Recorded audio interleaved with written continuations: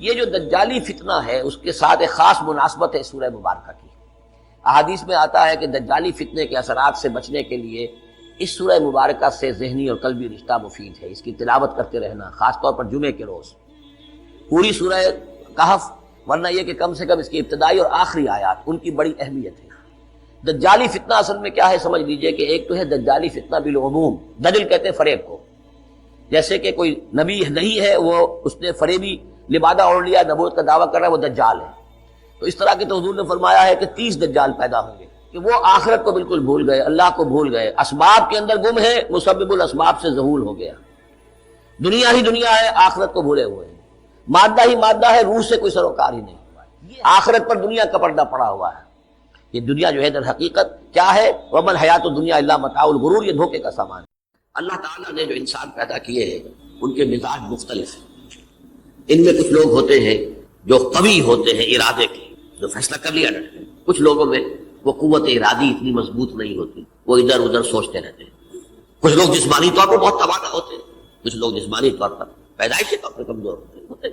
تو اگر کوئی قوت ارادی کمزور رکھنے والا شخص ہے، وہ بھی تو اللہ کی تخلیق ہے، اللہ کا بندہ ہے، خطاؤں کا ظہور ہو جاتا ہے، توبہ کرتا ہے، پھر کچھ عرصے کے بعد پھر خطا کا ظہور ہو جاتا ہے، پھر توبہ کرتا ہے.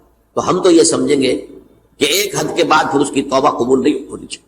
لیکن حدیث سنیے، وعن ابی ہریرہ رضی اللہ تعالی عنہ قال قال رسول اللہ صلی اللہ علیہ وسلم ان عبدا اذنب ذنبا، یقیناً ایک بندہ جو ہے وہ ایک گناہ کرتا ہے. فقال، پھر وہ کہتا ہے رب، اے میرے پروردگار، اذنبت فاغفر، مجھ سے گناہ ہو گیا ہے، مجھے معاف. فقال ربہ، تو پروردگار یہ کہتا ہے اعلم عبدی ان لہ ربا یغفر الذنب ویاخذ بہ، میرا یہ بندہ یہ جانتا ہے کہ اس کا ایک رب ہے جو گناہ معاف بھی کر سکتا ہے اور سزا دے بھی سکتا ہے. کیا معنی ہوئے؟ گناہ اس نے کیا ہے لیکن جانتا ہے اللہ کو کہ وہ معاف بھی فرما سکتا ہے، تبھی تو وہ اللہ سے معافی کی درخواست کر رہا ہے. اس کے اس جاننے کی بنیاد پر، اس کے اس علم کی بنیاد پر، اس کے اس ایمان کی بنیاد پر فرمایا غفرت لعبدی، میں نے اپنے بندے کو معاف کر. ثم مکث ما شاء اللہ، پھر وقت گزرا جتنا کہ اللہ نے چاہا. ثم اذنب ذنبا، پھر اس سے گناہ ہو گیا. فقال رب اذنبت ذنبا فاغفر، پھر کہتا ہے پروردگار مجھ سے گناہ ہو گیا، پھر مجھے معاف فرما دے. فقال ربہ، اللہ فرماتا ہے عالم عبدی ان لہ ربا یغفر الذنب ویاخذ بہ، میرا بندہ ہے نا جو جانتا ہے کہ اس کا ایک رب ہے، ایمان باللہ اس کے اندر ہے، تبھی تو پکار رہا ہے. اور یہ بھی جانتا ہے کہ وہ گناہ معاف بھی کر سکتا ہے اور چاہے تو پکڑ بھی سکتا ہے، سزا بھی دے سکتا ہے. تو فرمایا، اللہ تعالیٰ فرماتے ہیں میں نے فرمایا کہ میں نے معاف کر. ثم مکث ما شاء اللہ، پھر ایک عرصہ گزرا اس کے بعد. ثم اذنب ذنبا، پھر اس نے گناہ کیا. قال رب اذنبت ذنبا آخر، اس نے کہا پروردگار میں نے تو پھر ایک اور گناہ کر دیا، فاغفر لی، مجھے بخش دے. فقال اعلم عبدی ان لہ ربا یغفر الذنب ویاخذ بہ، میرا بندہ جانتا ہے نا کہ اس کا ایک رب ہے جسے وہ پکار رہا ہے، کہ وہ جانتا ہے کہ اسے اختیار حاصل ہے کہ چاہے تو بخش دے اور چاہے تو پکڑ لے. اس کے اس علم، اس ایمان کی بنیاد پر میں نے اسے معاف کر دیا. ایک اور حدیث، میں نے چونکہ اس گفتگو کے لیے ان احادیث کا تفحص کیا ہے، یہ تو بہت ہیں حدیثیں، میں نے ان میں سے کچھ چنی ہے. ہمارے بعض واعظ ناصح وہ بھی کسی شخص کو روکتے رہے، برائیوں سے روکتے رہے، نہیں رکتا تو کہیں غصے میں آ کے اللہ تجھے کبھی معاف نہیں کرے. یہ کتنا بڑا جرم ہے، اس کا اندازہ کیجئے. اس حدیث سے تو میرے بندے کو میری رحمت سے مایوس کر رہے ہیں، کتنا بڑا جرم ہے، اس کا اندازہ کیجئے. یہ مسلم شریف کی روایت ہے عن جندب، حضرت جندب رضی اللہ تعالی عنہ سے، ان رسول اللہ صلی اللہ علیہ وسلم حدث، کہ اللہ کے رسول صلی اللہ علیہ وسلم نے ایک واقعہ بیان کیا. ان رجلا قال، کہ ایک شخص نے یہ کہا واللہ لا یغفر اللہ لفلان، کہ خدا کی قسم اللہ تعالیٰ فلاں شخص کو کبھی معاف نہیں کرے گا. وان اللہ تعالی قال، اس پر اللہ تعالیٰ نے یہ فرمایا من ذا الذی یتعالی علیہ، یہ کون ہے جو میرے اوپر حکومت کرنے والا آ گیا، جو میری طرف سے حکم لگا رہا ہے کہ میں کبھی معاف نہیں کروں گا.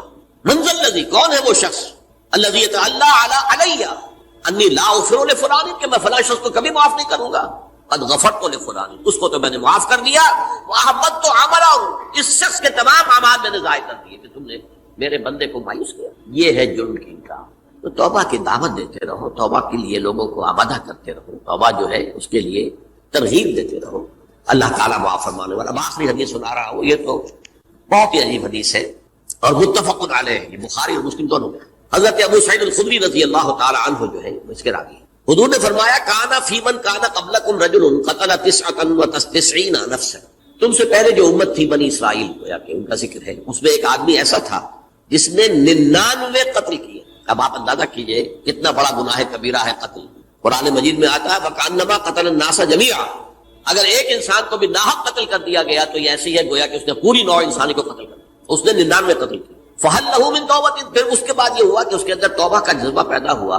فَسَأَلَ عَنْ أَعْلَمِ أَهْلِ الْأَرْضِ، تو اس نے پھر سوال کیا، لوگوں سے پوچھا کہ زمین میں رہنے والوں میں کون سب سے بڑا عالم ہے۔ فَدُلَّ عَلَىٰ رَاهِبٍ، اسے بتایا گیا فلاں راہب فلاں جگہ پر ہے، وہ بہت نیک ہے، بڑا عالم ہے۔ فَأَتَاهُ، وہ اس کے پاس آیا، فَقَالَ أَنَّهُ قَتَلَ 99 نَفْسًا فَهَلْ لَهُ مِن تَوْبَةٍ، انہوں نے کہا دیکھیے راہب صاحب، میں نے 99 انسان قتل کیے، اب مجھے یہ بتائیے کہ میرے لیے توبہ کا کوئی امکان ہے؟ فقال لا، انہوں نے کہا نہیں۔ فقتلہ، اس نے اس کو بھی قتل کر دیا۔ فکمل بہ 100، اپنی سینچری مکمل کر لی، مطلب 99 کے بعد ایک کی کسر تھی، اس کو بھی قتل کیا، 100 پورے کر لیا۔ ثم سأل عن عالم اہل الارض، پھر اس نے پوچھا کوئی اور کوئی بڑے عالم انسان ہو۔ فدل علی رجل عالم، پھر اس کی رہنمائی کی گئی ایک بڑے عالم شخص کی طرف۔ فقال انه قتل 100 نفس، تو اس نے وہاں جا کر کہا کہ میں 100 انسان ہلاک کر چکا ہوں، قتل کر چکا ہوں۔ فهل له من توبہ، میرے لیے توبہ کا کوئی امکان ہے؟ فقال نعم، کیوں نہیں، 100 قتل کیے تب بھی کیا ہے، توبہ کا راستہ دروازہ کھلا ہوا، معلوم یغرر، جب تک کہ وہ گھنگرو نہیں بج رہا اس وقت تک تمہارے توبہ کا دروازہ کھلا ہوا ہے۔ فرمایا نعم، ومن يحول بینہ وبین التوبہ، تمہاری توبہ کے درمیان اور تمہارے درمیان کون حائل ہو سکتا ہے، توبہ کا دروازہ کھلا ہے۔ لیکن ساتھ ہی کہا انطلق الی ارض کذا وکذا، اب تم ایسے کرو جہاں تم رہتے ہو وہاں نہ جاؤ واپس، وہاں کا ماحول اچھا نہیں ہے، معاشرہ اچھا نہیں ہے، ہو سکتا ہے کہ تم توبہ پر قائم نہ رہ سکو، تم فلاں جگہ چلے جاؤ، وہاں اچھے لوگ آباد ہیں، ان میں جا کے رہو۔ فإن بها أناسا يعبدون الله تعالی، وہاں ایسے لوگ آباد ہیں جو اللہ کی بندگی کرتے ہیں۔ فاعبد اللہ معهم، تو تم ان کے ساتھ مل کر اللہ کی بندگی اور پرستش کرو۔ ولا ترجع الى ارضک، اپنی زمین کی طرف اپنے وطن میں واپس لوٹ جاؤ۔ فإنها ارض سوء، وہ بری جگہ ہے۔ فانطلق، تو وہ چل پڑا، ہجرت کر رہا ہے، اس جگہ جا رہا ہے جہاں کا راہب نے بتایا تھا۔ حتی اذا نصف الطریق، جب آدھا راستہ اس نے پورا کر لیا، اتاہ الموت موت آ گئی۔ فاختصمت فیہ ملائکۃ الرحمت و ملائکۃ العذاب، اب وہ جہنم کے فرشتے بھی آ گئے اس کی جان قبض کرنے کو، اور جنت کے بھی آ گئے۔ فقالت ملائکۃ الرحمہ، رحمت والے جو فرشتے ہیں جنت والے، انہوں نے کہا جا تائبا مقبلا بقلبہ للہ تعالی، یہ شخص توبہ کر کے اللہ تعالیٰ کی طرف ہجرت کر رہا تھا، اس لیے اس کی نیت کی بنیاد پر اب یہ جنتی ہے، لہذا اس کی روح ہم قبض۔ وقالت الملائکۃ العذاب، اور وہ جو عذاب والے فرشتے ہیں وہ کہیں گے انہ لم یعمل خیرا قط، تو نے توبہ کے بعد کوئی نیک عمل تو کیا ہی نہیں، تو کس بنیاد پر اس کو تم جنت میں لے جاؤ گے، اس کو تو دوزخ میں جانا چاہیے۔ فاتاہ ملک فی صورت الآدمی، تو ان کے پاس اللہ نے ایک اور فرشتے کو بھیج دیا آدمی انسانی شکل کے اندر۔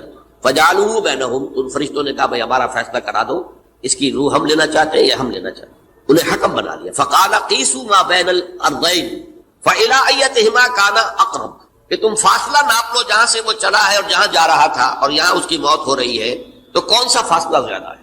جب ناپا گیا، بلکہ ایک حدیث میں آتا ہے کہ اس پر اللہ نے زمین کو جو ہے حکم دے دیا، ایک طرف والی زمین تو سکڑ جا، دوسری والی جو ہے تو پھیل جا، تاکہ وہ جو جا رہا تھا وہ زیادہ قریب ہو جائے بنسبت اس کے کہ جہاں سے وہ چلا تھا۔ تو اس فیصلے پر پھر جو فرشتے تھے جو کہ رحمت کے فرشتے تھے وہ اس بندے کو لے گئے جنت۔ یہ ہے توبہ کی عظمت۔